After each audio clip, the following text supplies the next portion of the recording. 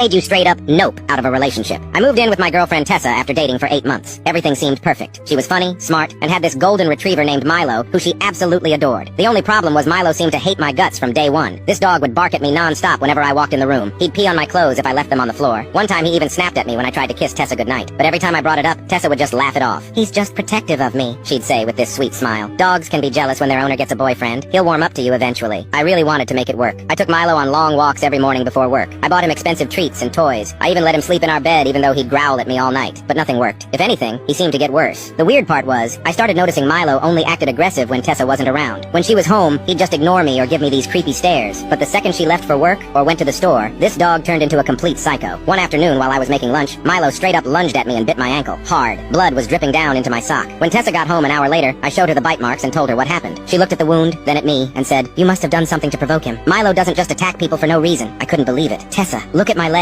Your dog bit me and drew blood. Maybe you stepped on his tail or something," she said, shrugging. "Dogs don't lie, Jordan. People do." That stung. But I didn't want to be the guy who made his girlfriend choose between him and her pet. Instead, I went online and bought a cheap pet camera. I set it up in the hallway where Milo spent most of his time when Tessa was gone. The first day of footage was normal. Milo just slept on his bed and ignored me. But on the second day, I caught something that made my blood run cold. Right before Tessa left for work, she knelt down next to Milo and whispered something in his ear. I couldn't make out the words, but after she left, Milo immediately got up and started barking at me aggressively. I rewound the footage and turned up the volume. Clear as day, I heard Tessa say,